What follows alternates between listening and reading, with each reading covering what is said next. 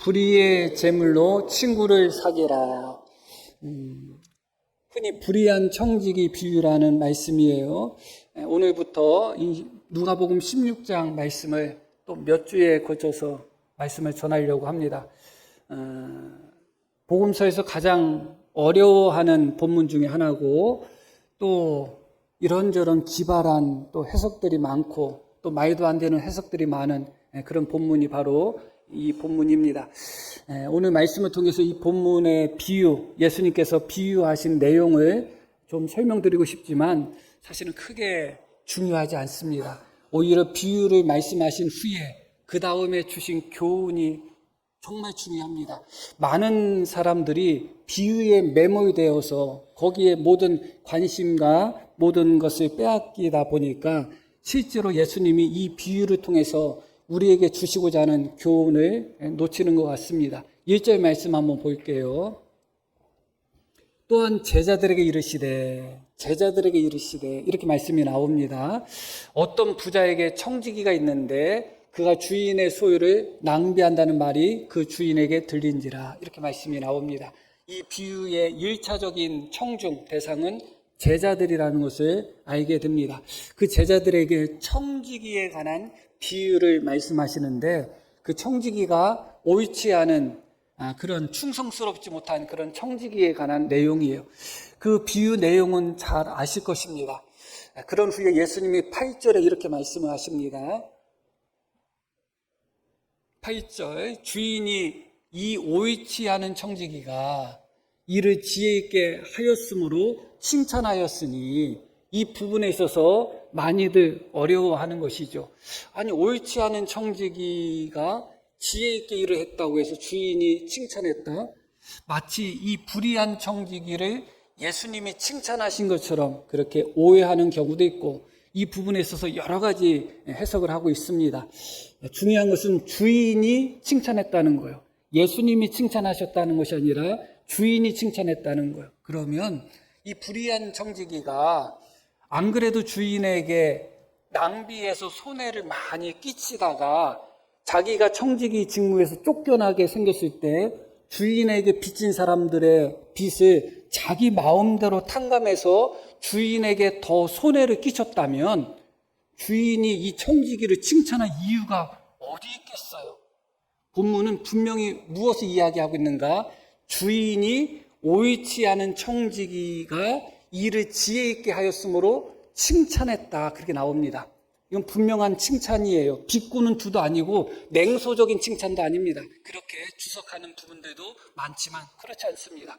주인은 옳지 않은 청지기를 칭찬한 겁니다. 그런데 그 청지기가 지혜 있게 하였으므로 칭찬했다. 이 청지기가 지혜 있게 했다. 그 내용이 말씀드렸듯이 주인의 빚을 탕감해 주는 거예요. 그러면 주인의 빚을 일방적으로 청지기가 탕감해 줬을 때 그 청지기는 자신에게는 이익이 되겠죠. 왜냐하면 자신이 탕감해 준 사람들이 자신이 청지기 자리에서 쫓겨났을 때 자기를 영접하고 받아들일 테니까 자기에게는 이익이에요. 그러나 주인에게는 어떤 이익이 있을까요? 그런데 본문은 뭐라고 이야기하죠? 주인이 청지기를 칭찬했다는 거예요. 그 이야기는 무슨 얘기예요? 주인에게도 이익이 있었다는 거죠. 주인에게도 어떤 칭찬할 만한 청지기 행동이 주인에게는 무조건 손해고 청지기에게만 무조건 이익인 행동이라면 절대로 칭찬하지 않죠. 저놈이 잘리는 순간까지도 끝까지 이기적으로 아주 못된 짓을 하는구나 하면서 오히려 노할 테지 칭찬하지는 않습니다. 그런데 주인이 칭찬했다는 것은 청지기뿐만 아니라 주인에게도 이익이 되었다, 유익이 되었다, 그런 의미예요. 그리고 또 어려워하는 부분이, 말 나온 김에 그냥 설명해 드릴게요. 왜 주인에게 이익이 됐을까? 그 부분이 중요해요. 많은 분들이 이 부분에 있어서 이렇게 해석하기도 하고 저렇게 해석하기도 합니다. 그런데 중요한 것은 예수님께서 이 비유를 그들에게 말씀하셨을 때 제자들은 평소 같으면 비유에 대해서 깨닫지 못하면 항상 어떻게 해요? 예수님께 질문을 해요. 그런데 오늘 말씀 속에는 제자들이 예수님께 질문하는 내용이 없어요. 다른 사람들도 질문하지 않습니다. 그리고 이것을 옆에서 듣던 바리새인들은 듣고서 비웃었다 그렇게 나와요. 듣고서 비웃었다는 것은 이해를 했다는 거예요, 못했다는 거예요? 이해는 했다는 거예요. 그러나 받아들이지 않았다는 의미예요. 자, 이것은 무엇을 이야기하는가? 그 당시에 이 비유를 들었던 제자들과 무리들은 이 비유가 어렵지 않았다는 거예요. 지금은 우리가 이해가 안 되지만 그때 당시에는 이해가 됐다는 거예요. 이해가 됐다는 이야기는 무슨 이야기인가? 그때 당시의 문화적인, 그때 당시의 삶의 배경을 그대로 비유로 말씀하셨다는 거예요. 우리는 그때 당시의 배경을 모르고 또 시대상을 모르고 또 삶의 그런 분위기를 모르니까 이 비유가 어렵지만 그때 당시의 사람들은 청지기가 어떤 사람이었고 그 청지기가 어떤 일을 했는지를 잘 알았기 때문에 이 비유가 어렵지 않았다 그겁니다. 그 성경에 보면 세리들이 죄인들의 대명사로 나옵니다. 이 세리들은 로마로부터 당국으로부터 자기들이 세금을 걷어들일 것을 낙찰 비슷하게 따냅니다. 그 권리를 따내요. 그래서 예를 들어서 로마 정부가 100만 원을 걷어들여라 하면 100만 원의 계약을 맺습니다. 100만 원의 계약을 맺고 세리들은 거기에 수수료를 붙여서 세금을 걷어들이는 거예요. 로마 정부에는 100만 원을 바치는 거고 백성들한테는 120만 원, 130만 원 그렇게 수수료를 붙여가지고 세금을 걷습니다. 그게 세리의 수입이에요. 이것은 엿장수 마음대로예요. 그러니까 100만 원만 거두면 되는데 어떤 세리는 120만 원, 어떤 세리는 130만 원, 어떤 세리는 150만 원 엿장수 마음대로인 거예요. 이 수수료를 먹고 살았던 사람들이에요. 청지기도 마찬가지입니다. 그때 당시에 청지기는 두 분류로 나누어지는데 종으로서 청지기가 있고 자유인으로서의 청지기가 있어요. 오늘 예화에서 나오는 이 청지기는 종으로서 청지기가 아니에요. 종으로서 청지기면 맞아 죽어야 돼요. 주인의 재물을 이렇게 허비했으면 살아남기도 어렵고 또 청지기 자리에서 쫓겨난다 할지라도 그냥 종으로 남아있는 겁니다. 그런데 이 청지기는 무엇을 걱정해요? 내가 청지기 자리에서 쫓겨나면 무엇을 해서 먹고 살아야지 걱정하고 있어요. 그것은 이 청지기가 이 주인의 종이 아니라 자유인으로서 고용된 사람이다를 보여주고 있는 거예요. 그러면 이때 당시에 자유인으로서 청지기들이 고용됐을 때 그들도 세리와 비슷합니다.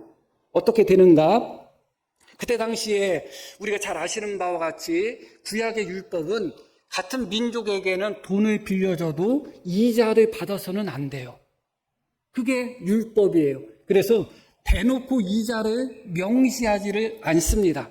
계약서를 쓸 때 어떻게 계약서를 쓰나 청지기가 그것을 맡아서 하는데 주인의 돈을 100만 원을 어떤 사람이 꺼가면 그 차용증에 100만 원을 쓰는 게 아니에요. 거기에 붙여서 쓰는 거예요. 청지기의 수수료도 붙이고 주인이 받을 이자도 거기에 같이 붙이는 거예요. 그래서 실제로 100만 원을 빌려가지만 우리도 못된 사채들은 1000만 원 빌리면 선이자로 20% 띱니다 하고 800만 원 주고 200만 원 그 자리에서 띄고 막 그런 못된 짓을 하잖아요. 그때도 비슷합니다. 그래서 표면적으로 나는 이자를 안 받는 것처럼 보이지만 왜냐하면 100만 원을 빌려갔지만 표면적으로는 이자 얼마, 원금 얼마를 기록하지 않고 100만 원을 빌려가면 거기에 청지기와 주인에 따라서 어떤 사람은 150만 원, 어떤 사람은 120만 원 그렇게 기록을 하는 거예요. 그래서 누가 기록하는가? 돈을 빌려가는 당사자가 자필로 기록해요. 차용증은. 지금도 차용증 있으면 그렇게 좀 하잖아요. 자, 무엇을 의미하는가? 청지기가 일방적으로 주인에게 손해되도록 주인에게 빚진 사람, 실제적으로 주인에게 100만 원 빚진 사람의 빚을 50으로 깎아줬다? 그러면 주인이 어떻게 그 청지기를 칭찬할 수가 있겠어요? 그놈 지혜롭다 하면서 칭찬할 수 있겠어요? 주인한테는 철저한 손해인데. 그런데 만약에 청지기가 100만 원을 꺼간 사람이 있는데 자기 스스로 자기 몫으로 30만 원을 책정해가지고 130만 원의 차용증으로 빚을 준 사람이 있다고 생각해 보셔요. 그럼 그 사람에게 130만 원의 빚이지만 130만 원 중에 30만 원은 누구의 몫이에요? 청지기 몫이 되는 거예요. 그럴 때 그 사람에게 당신 빚이 얼마입니까? 나 130입니다. 그래요? 그럼 30만 원 깎고 100만 원으로 기록하십시오 했을 때 주인에게는 손해가 안 가죠. 그리고 청지기도 어차피 청지기 직분에서 쫓겨나면 자기 스스로는 하나도 없는 거잖아요.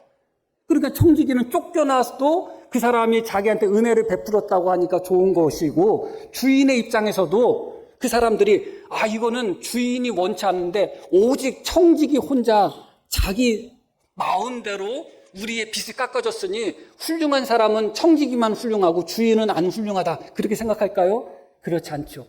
탕감받은 사람은 청지기한테도 감사할 테고 누구한테도 감사하겠어요? 주인한테도 감사하겠죠. 그런데 실질적으로 주인은 손해본 게 없어요.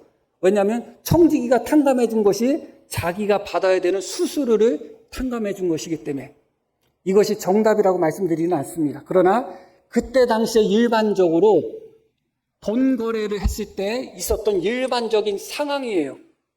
무슨 말씀인지 아시죠? 만약에 이런 배경이 없다면 청지기가 일방적으로 주인의 돈을 자기 마음대로 탕감해 줬는데 어찌 주인이 그 청지기를 칭찬할 수가 있겠어요? 그리고 그 비유를 듣고서도 제자들이 이상합니다 하면서 의문을 제기하거나 예수님께 질문을 안 할 수가 어디 있겠어요? 그 비유를 들었던 사람들은 다 그렇구나 이해를 한 거예요. 주인이 칭찬한 것이 주인에게 손해가 갔다고 생각하는 사람은 없는 거예요. 큰 틀에서 이 비유는 이 정도로 말씀을 드리면 될 것 같습니다. 자, 8절 말씀 다시 한번 볼게요. 그러면서 주님이 이렇게 말씀하셔요. 이 세대의 아들들이 자기 세대에 있어서는 빛의 아들들보다 더 지혜롭다. 이 부분에 있어서도 하도 요상한 해석들이 많습니다. 그런데 오늘은 이 부분에 대해서 말씀을 드리진 않는데, 어떤 사람들은 빛의 아들이 좋아 보여요? 이 세대의 아들이 좋아 보여요? 빛의 아들이 좋죠. 이 세대의 아들은 이 시대의 사람, 세상 사람들을 이야기하는 것이고, 빛의 아들은 하나님을 믿는 자를 이야기하는 것입니다. 그런데 어떤 분은 거꾸로 이야기하는 분이 있어요. 빛의 아들이 유대인이고 이 세대의 아들들이 예수님을 믿고 복음을 믿는 사람들이다. 어디서 그런 해석이 나오는지 모르겠지만 여하튼 이 부분에 있어서도 조금 해석에 어려움을 갖습니다. 그러나 오늘 말씀 속에서는 이 부분이 크게 중요하지 않습니다. 중요한 것은 그 다음 절부터가 중요해요. 9절 말씀 볼게요. 내가 너희에게 말하노니 불의의 재물로 친구를 사기라. 참 어려운 말씀이에요. 불의한 재물로 친구를 사기라. 그래서 이 부분에 있어서도 이런저런 해석들이 참 많습니다. 여기서 말하는 불의의 재물은 무엇을 의미해요? 우리가 세상에서 소유하는 물질을 이야기하고 있습니다. 돈이죠. 그런데 그것을 예수님은 무엇으로 표현하고 계셔요? 불의의 재물로 표현하고 있습니다. 참 어렵습니다. 이 부분에 있어서도 오늘 아니면 다음 시간에 이 부분에 대한 의문이 또 해소가 될 수도 있을 것입니다. 자, 오늘 말씀에서는 제가 무엇을 이야기하고 싶은가? 그것은 예수님의 물질관이에요. 예수님께서 물질, 재물을 어떻게 바라보셨느냐예요. 그리고 예수님의 물질관이 제자들인 우리의 물질관이 돼야 된다는 거예요. 예수님이 생각하는 관점으로, 예수님이 바라보시는 관점으로 우리도 생각하고 바라봐야 된다는 것이죠. 그런 의미에서 예수님은 세상의 물질, 재물을 어떻게 생각하셨는가? 그게 핵심이에요. 이 비유에서 주님이 정말 말씀하고 싶으신 것은 무엇인가? 물질에 대한 말씀이고, 물질이 과연 믿는 자에게 어떤 의미고, 물질에 대해서 믿는 자가 어떤 태도를 가져야 되고, 물질을 믿는 자가 어떻게 사용해야 되는지, 그게 이 비유의 핵심이다, 그겁니다. 그래서 오늘은 그 부분을 말씀을 드리려고 하는 겁니다. 자, 첫째로 예수님은 이 물질에 대해서 어떻게 생각하셨는가?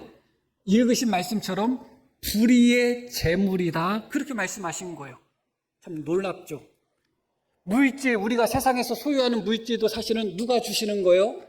하나님이 주신 거잖아요. 그런데도 불구하고 예수님은 이 물질을 불의한 재물이라고 이야기하고 계십니다.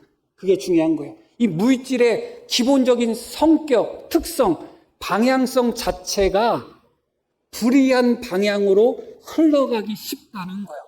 세상의 모든 구조 속에서 이 물질이라는 것이 때로는 선하고 좋게도 사용되지만 그 성격 자체가, 그 구조적인 그런 자체가 이 물질은 불이하게 사용되고 불이하게 또 습득하게 되고 또 불이한 결과를 낳는 경우가 아주 많다는 거예요.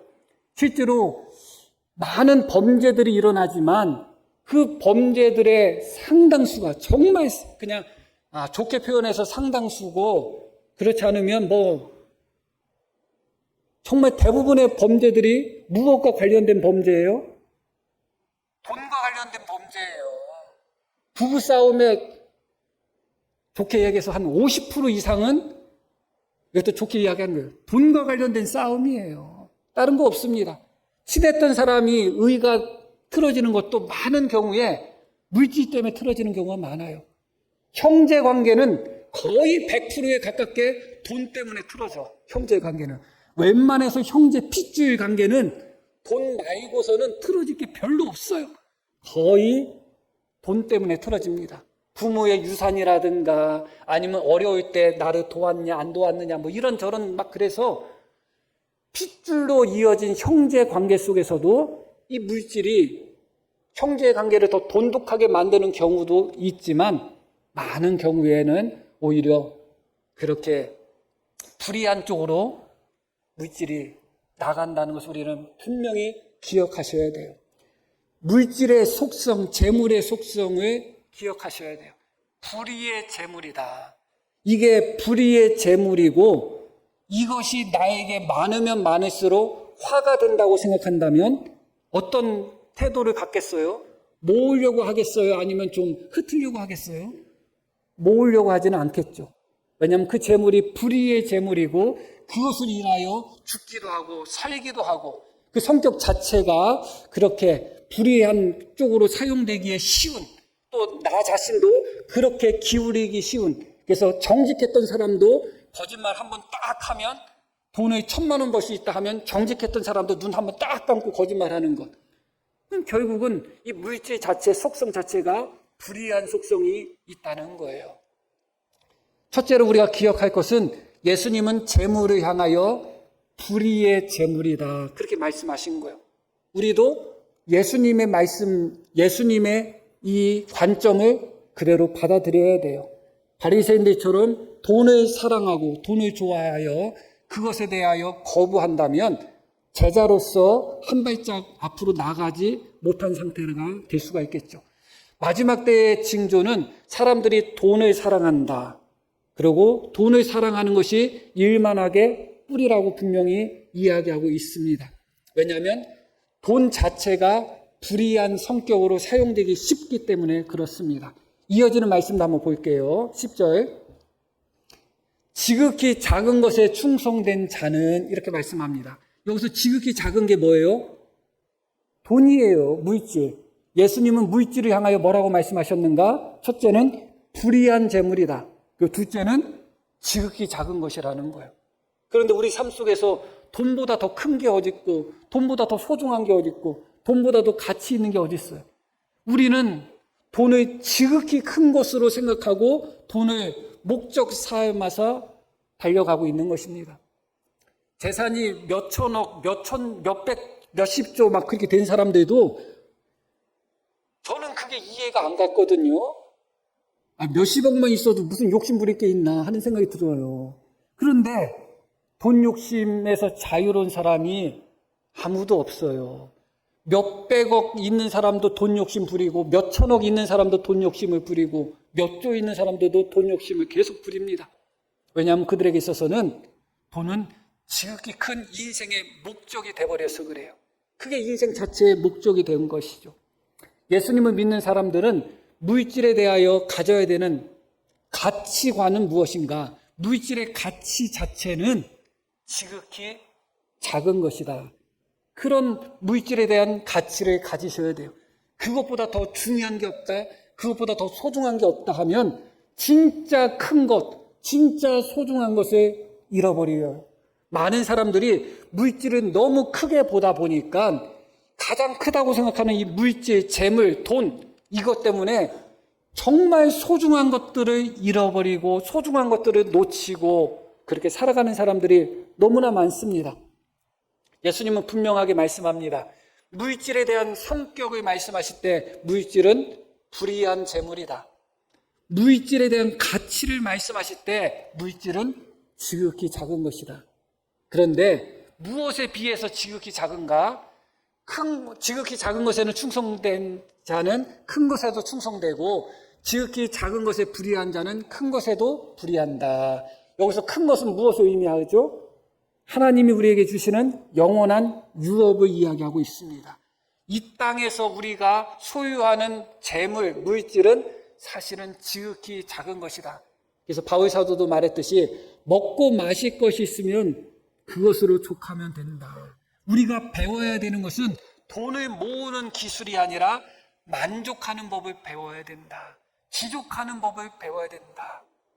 배워야 되는 기술은 그거예요. 돈을 가장 큰 가치로 생각하고 돈을 모으는 기술 배우고 돈을 모으는 수단을 배워서 돈을 모은다고 해도 만족 못합니다. 더 많이 모으고 더 많이 모으고 더 많이 모으려고 합니다. 그러다가 떨어먹거나 손해보면 감당하지를 못하는 거예요.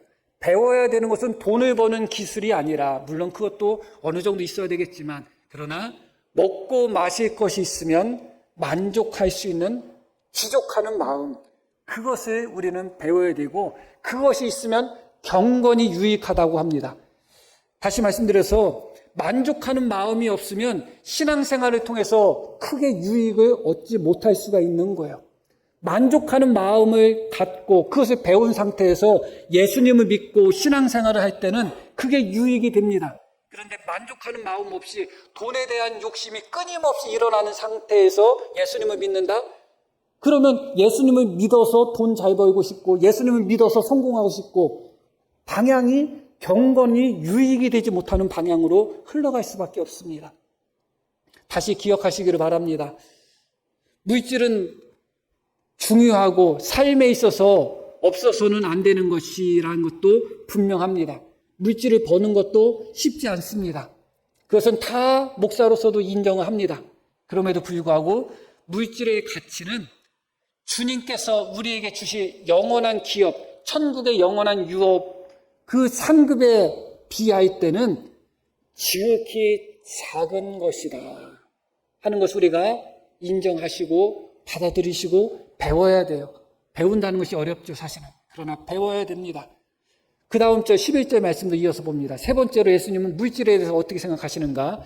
너희가 많이 불의한 재물에, 여기 다시 불의하다는 말씀 나오죠. 재물에도 충성하지 아니하면 누가 참된 것으로 너희에게 맡기겠느냐. 여기서 불의한 재물은 세상의 재물, 물질을 이야기합니다. 그런데 물질과 반대되는 개념으로서 주님은 무엇을 이야기하고 있는가? 참된 것을 말씀하고 있어요. 그 이야기는 다시 말씀드리면 세상의 재물은 참된 것이 아니다 그거예요. 불의한 재물에도 충성하지 아니하면 참된 것을 너희에게 맡기겠느냐. 이 말씀은 다시 말씀드리면 세상의 재물은 참된 것이 아니다 그런 의미예요. 그래서 참되다, 거짓되다 그런 의미가 여기 포함되어 있지만 본질적인 의미는 영원하지 않다는 거예요. 실제적이지 않다는 거예요. 그림자와 같다는 거예요. 있는 것 같지만 영원할 수가 없는 거예요. 내 주머니에 있다가도 한순간에 사라질 수도 있고 또 죽음 때 이 돈이 아무리 많아도 무슨 소용이 있겠어요. 아무런 의미가 없습니다. 그렇기 때문에 이 물질은 참된 것은 아니다. 하나님 나라 갈 때 우리가 이 땅에서 모은 재산, 재물, 물질을 싸 가지고 갈 수 있다면 참된 거고 귀한 것이죠.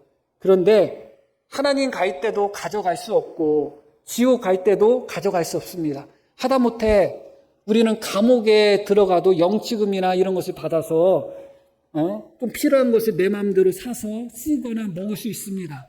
그러나 죽음 후에는 이 땅의 물질은 천국에도 쫓아가지 못하고 지옥에도 쫓아가지 못합니다. 참된 것이 아니에요. 한순간에 이것은 내 손에 있다가 다른 사람의 손으로 넘어갈 수 있습니다. 우리나라 주식시장이 난리 났죠. 난리 났습니다. 하고 싶은 말도 또 많지만 또 거기에 대해서 또 말하는데 무슨 의미가 있겠어요.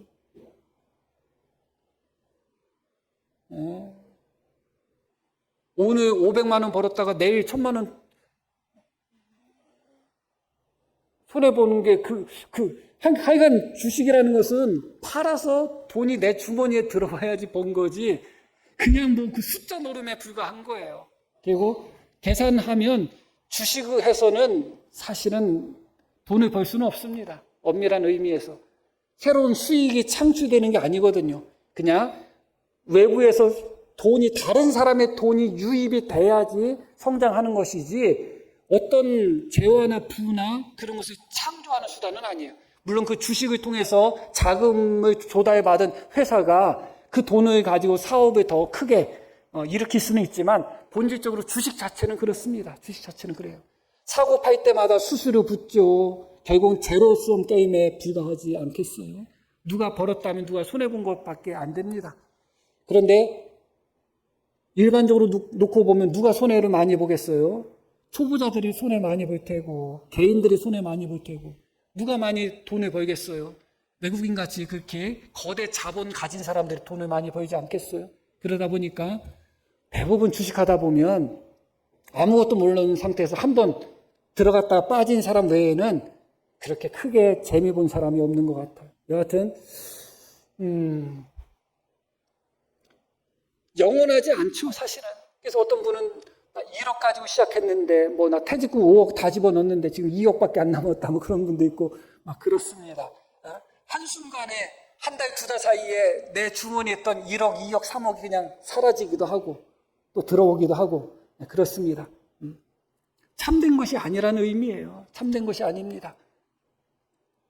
참된 것은 사라지지 않는 것, 영원한 것, 우리에게 있어서 영속되는 것, 그것이 참된 것이지, 있었다 없어지고 없었다 있어지고, 사기당하면 없어지고 감도당할 수도 있고 또 잃어버릴 수도 있고 투자해서 실패할 수도 있고, 이것은 정말 있다가도 없는 그런 존재인 것이고, 말씀드렸듯이 우리가 죽는 순간에 또 천국 가는 순간에 혹은 지옥 가는 순간에 따라올 수 없는 겁니다. 이것은 참된 것이 아니다.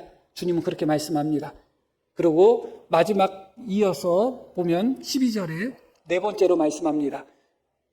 이것이 오늘 말씀의 핵심일 수도 있습니다. 너희가 만일 남의 것에 충성하지 아니하면 누가 너희의 것을 너희에게 주겠느냐. 이 땅에서 우리가 가지고 있는 재물, 물질이 남의 것이라는 거예요. 그래서 예수님이 제자들에게 청지기 비유를 말씀하는 거예요.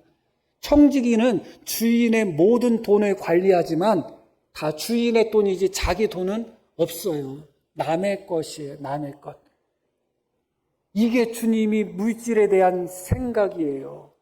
이 땅에서 우리가 우리 주머니에 있고 우리 통장에 있고 내 통장에 있고 내 주머니에 있고, 그게 우리는 내 것이라고 생각하고 내 돈이라고 생각하지만, 예수님은 그게 남의 것이다, 내 것이 아니다, 그렇게 말씀하고 있습니다. 여기까지 우리가 나아갈 수 있어야 되는데 여기까지 나아가신 분이 계신가요? 정말 내 주머니에 있는 돈이 남의 것, 하나님의 것, 또 그것이 필요한 사람의 것이라는 생각을 갖고 계신 분이 계시나요? 그런데 이게 예수님이 가졌던 물질의 간이고, 예수님은 이것을 제자들에게 가르치기를 원하셨던 거예요. 그래서 1절에 그렇게 시작되잖아요. 예수님께서 제자들에게 말씀하셨다, 제자들에게 비유로 가르치셨다, 그렇게 말씀이 시작되잖아요. 그러면서 제자들에게 뭐라고 말씀하셔요? 세상의 물질은 불의한 재물이야.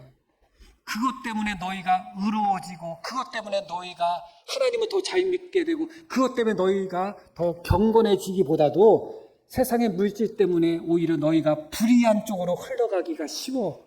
예수님은 그렇게 말씀합니다. 물질이 자기 생명보다 더 귀한 것처럼 보이고 혈육보다 더 귀한 것처럼 보이고, 그렇게 보인다 할지라도, 가장 큰 것처럼 보인다 할지라도 아니야, 물질은 지극히 작은 거야. 그렇게 주님이 말씀하고 있습니다. 내 주머니에 있는 돈이 영원히 내 것처럼 보이고 영원할 것처럼 보이지만 아니야, 물질은 참된 것이 아니야. 영원할 수 없어. 그것은 있다가도 없어질 수밖에 없고, 우리가 죽는 순간까지 그것은 우리를 따라갈 수 없어. 그렇게 말씀하고 계시는 겁니다. 그리고 마지막으로 말씀하시는 것이죠. 내가 갖고 있는 거 네 거 아니야. 네 거 아니야. 그렇게 말씀합니다. 남의 것이야. 하나님의 것이야. 그렇게 말씀하고 계시는 거예요. 그런데 여기에서 더 충격적인 부분을 우리는 보셔야 됩니다. 11절의 말씀 다시 한번 볼게요. 너희가 만일 불의한 재물에도 충성하지 아니한다면, 불의한 재물에 충성하지 않는다는 얘기 무슨 얘기예요? 하나님이 우리에게 세상에서 맡겨주신 물질을 하나님 뜻대로 제대로 사용하지 않는다면, 그런 의미죠. 그럼 이어지는 말씀이 어떻게 이어져요? 누가 참된 것으로 너희에게 맡기겠느냐? 맡기신다는 거예요? 안 맡기신다는 거예요? 안 맡기신다는 거죠. 여기서 참된 것이 의미하는 것이 무엇일까요? 이어지는 말씀도 볼게요. 12절. 너희가 만일 남의 것에 충성하지 않는다면, 이 남의 것도 이 땅에서 우리가 갖고 있는 물질, 돈을 의미합니다.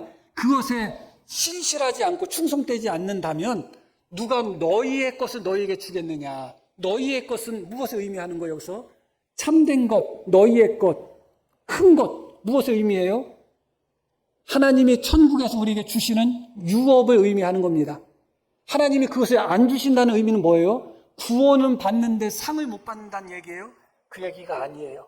자, 이어지는 말씀 13절의 말씀을 볼게요. 집 하인이 두 주인을 섬길 수 없나니 혹 이를 미워하고 저를 사랑하거나, 계속 혹 이를 중히 여기고 저를 경히 여길 것입니다. 너희는 하나님과 재물을 겸하여 섬길 수 없다. 둘 중에 하나다 그거예요. 가운데는 없다. 회색지대는 없다. 흑이든 백이든 둘 중에 하나다. 하나님을 섬기든지 재물을 섬기든지 둘 중에 하나라는 거예요. 그러면 질문을 드릴게요. 재물을 섬기는 자는 구원을 받을 수 있다는 거 없다는 거예요? 재물을 섬기는 자는 하나님을 섬기는 자가 아니라는 거예요. 이 말씀은 재물도 섬기고 하나님도 섬긴다? 그렇지 않아요. 많은 사람들이 나는 하나님을 섬긴다고 생각하면서 물질에 욕심 부리는 사람들 많죠. 사실은 자기가 스스로 속고 있는 거예요. 이 본문은 분명하게 이야기하고 있습니다. 재물을 섬기는 사람은 하나님을 섬길 수 없다.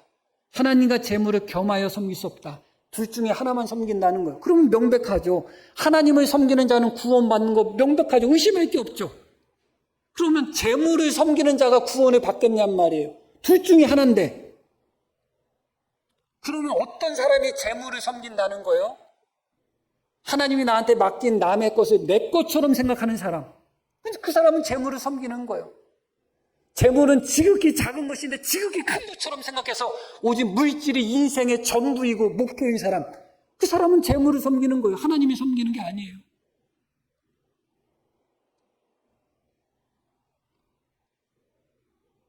우리는 이 부분을 힘들고 어렵지만 인정하셔야 돼요. 많은 분들이 이 본문을 읽으면서 어떻게든지 이 주님이 주시는 교훈을 피해가려고 하는 거예요. 피하셔서는 안 됩니다. 너무나 명백하게 주님은 우리에게 말씀하고 있습니다. 하나님과 물질 겸하여 섬길 수 없다.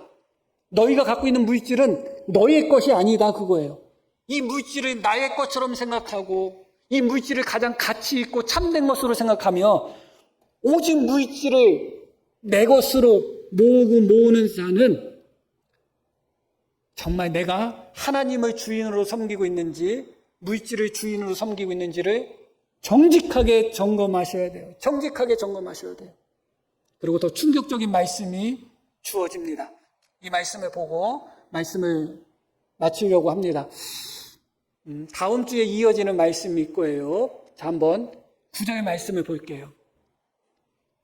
자, 이 말씀 자세히 보시기를 바랍니다. 내가 너희에게 말하노니 불의의 재물로 뭐라고 말씀하셔요? 친구를 사귀라는 거예요. 세상의 물질은 불의한 거예요. 불의의 재물. 지극히 작은 것이고 내 것이 아니야. 남의 것이에요. 참된 것이 아니야. 그런데 그것으로 친구를 사귈 수 있다는 거예요. 너무나 놀랍죠? 내 돈 아닌 것을 가지고 인심 쓰고 내 돈 아닌 것을 가지고 친구 삼는다면 얼마나 좋겠어요. 제가 예전에 이 본문 가지고 설교했던 그런 녹음 파일이 있어서 그때 내가 어떻게 설교했나 10몇 년 전 설교인데 한번 들어봤어요. 들어봤는데 지금도 생각이 나요. 그때는 참 어려웠을 때인데, 지금보다. 근데도, 제 주변에는 저보다 어려웠던 목사님들이 너무나 많고 또 어려운 분들이 많았기 때문에 그때 매주마다 제가 헌금 드릴 때마다 조금씩 돈을 떼어가지고 어려운 목사님이나 그분들 돕는 데 쓰려고 제가 매주마다 돈을 떼어놨었나 봐요. 그런데 기억은 나요. 설교 듣다 보니까 기억은 나는데, 그런데 그때 이제 뭐 5만 원이 될 수도 있고 10만 원이 될 수도 있고 뭐 몇십만 원이 될 수도 있고 그렇지, 모아놓은 게. 그러다가 정말 어려운 목사님을 봤을 때 그 분을 위해서 띄워놓은 거, 어차피 어려운 분 도우려고 내가 떼놓은 돈이다, 내 돈이 아니다, 내가 쓰려고 모은 돈이 아니다 하니까 내 돈이 아니라는 생각이 드니까 어려운 목사님한테 5만 원, 10만 원을 드리는 게 하나도 안 어려워. 그런데 어느 순간부터 이제 그것을 안 하게 됐어요. 그래서 지금 더 잘 먹고 살면서도 안 해요, 지금. 그런데 지금은 저 목사님 조금 안 됐다, 어렵다, 좀 도와줬으면 좋겠다 하는 마음은 있어도 안 열려. 이게 내 주머니에 돈, 내 돈이라는 생각이 드니까 그래요. 그리고 모임에서 어디 가서 뭐 먹으려고 하다 보면 모임 돈으로 먹잖아요. 맛있는 거 먹고 싶어, 비싼 거. 남의 돈이니까 그렇게 쓰고 싶어요. 모임 돈이 남의 돈이야. 그럼 내 주머니에서 안 나가니까. 그런데 내가 누군가를 식사 대접하는데, 뷔페나 그런 데서 식사 대접할 때는 괜찮은데, 고깃집 1인분, 2인분씩 시키는 데서 대접할 때 추가할까봐 겁나. 그때는 추가하면 돈이 늘어나니까. 그런데 모임 돈으로 먹을 때는 우리 배불리 먹자, 추가하자, 그런 말이 나오잖아요. 그런데 예수님이 뭐라고 말씀하셔요? 이 땅에 우리에게 주신 물질이 남의 돈이라는 거예요. 남의 돈이라는 생각을 받아들인다면 그것 가지고 친구 사귀기가 너무 쉬운 거예요. 그런데 내 돈이라고 생각하니까 친구를 사귀지 못해요. 그래서 친구 사귄다는 건 뭐예요? 내 마음에 들고 그런 사람 선택해서 그 사람한테 돈 쓰라는 얘기예요? 그렇지 않죠. 여기서 친구를 사귄다는 것은 그 물질, 나의 도움이 가장 필요한, 어렵고 고통당하는 사람을 도우라는 의미잖아요. 그게 바로 친구 삼으라는 거잖아요. 그런데 내 돈이라고 생각하면 주머니에서 돈이 안 나와요. 안 나와. 근데 어차피 이건 남의 돈이야. 어차피 이건 하나님 거야. 정말 그것을 머리로만 받아들이는 것이 아니라 마음속 깊은 곳에서 받아들이면 그게 어렵지가 않은 거예요. 어차피 내 돈 아닌데 어차피 남의 돈인데. 그것이 바로 이 말씀의 놀라운 부분이에요. 불의한 재물로 하나님은 우리로 하여금 친구를 사귈 수 있도록 그런 기회를 허락해 주셨다는 거예요. 그런데 더 놀라운 부분이 있어요. 자, 우리 함께 그리하면부터 읽겠습니다. 그리하면 그 재물이 없어질 때에 그들이 너희를 영주할 처소로 영접하리라. 자, 그 재물이 없어질 때가 언제예요? 내가 사업 실패할 때가 아니라 죽을 때를 이야기해요. 자, 그 다음 말씀이 정말 중요한 말씀이에요. 뭐라고 나와요? 그들이 불의한 재물로 사귄 친구, 그들이 내가 이 땅을 떠날 때, 죽을 때 그들이 나를 영주할 처소, 영원한 처소로 영접한다는 거예요. 영원한 처소가 무엇을 의미해요? 어디를 의미해요? 천국이잖아요. 천국이잖아요. 너무나 이거는 놀라운 말씀이고 두려운 말씀이에요. 그렇다고 오해하셔서는 안 돼요. 중요한 것은 무엇이냐? 예수님은 이 비유를 통해서 우리가 물질을 구제하고 다른 사람을 돕는 데 쓰면 구원받는다고 말씀하지는 않으셔요. 그러나 우리가 물질을 어떻게 사용하느냐에 따라서 구원과도 직접적으로 연관이 있다는 것을 말씀하고 있어요. 이것을 부정하셔서는 안 돼요. 물질을 실제로 우리가 어떻게 바라보고 어떻게 쓰느냐와 우리의 구원이 연관성이 있다는 거예요. 그리고 더 놀라운 게 뭐예요? 우리가 불의의 재물로 친구를 사귀었을 때 그 친구가 우리가 죽을 때 우리로 하여금 천국으로 인도한다는 거예요. 이건 놀랍죠? 이것은 그 친구가 실제로 어떤 능력이 있고 어떤 권세가 있고 어떤 자격이 있어서 우리를 천국으로 인도한다는 의미는 아니에요. 그러나 오늘 말씀에서 결론적으로 다 나사로 비유를 말씀드리고 마치려고 합니다. 자, 나사로 비유, 거지 나사로 부자 비유가 이어지죠. 자, 부자예요. 부자가 돈이 많으니까 부자예요. 그럼 무엇이 많은 거예요? 불의한 재물이 많은 거예요, 그 부자는. 그리고 나사로는 거지예요. 거지 나사로가 어디에 있어요? 대문 앞에 있어요. 그러면 이 부자는 지금 어떤 기회가 주어진 거냐? 자기의 불의한 재물을 가지고 나사로라는 거지를 자기 친구로 삼으시는 기회가 있는 거예요. 그게 무엇을 이야기하는 거예요? 본인의 재물을 가지고 나사로를 먹이는 거죠. 돕는 거죠. 이게 바로 불의의 재물로 친구를 삼는 거예요. 그러면 어떻게 할 것이다? 그가 너를 천국으로 인도할 것이다. 예요. 그런데 부자는 어떻게 했어요? 불의한 재물을 가지고 남의 것을 가지고 자기만 먹었어. 왕처럼 호화롭게 날마다 잔치했어요. 그러면서 그 불의한 재물을 가지고 나사로 그 앞에 있는 사람을 친구로 삼지 않았죠. 결과적으로 어떻게 됐어요?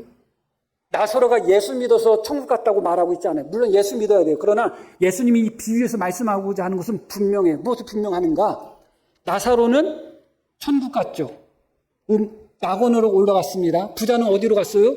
음부로 갔어요. 지옥으로 갔어요. 왜 갔다는 말씀을 안 하셔요. 그러나 이 말씀을 그대로 대입하시기를 바랍니다. 만약에 부자가 불의한 재물로 나사로를 친구 삼았다면 그가 너를 영주의 처소로 영접하리라는 말씀처럼 그 부자가 지옥불, 음부에 떨어졌다고 우리는 이야기할 수 없을 거예요. 그 부자가 음부에서 아브라함을 바라보며 뭐라고 이야기해요? 아버지 아브라함이요. 그렇게 이야기합니다. 아버지 아브라함이라고 이야기하는 게 무슨 얘기예요? 자기는 아브라함의 자손이라는 거예요. 당연히 구원받아야 되죠. 그러나 아브라함을 아버지라고 부르는 이 부자는 지옥에 있습니다. 음부에 있어요.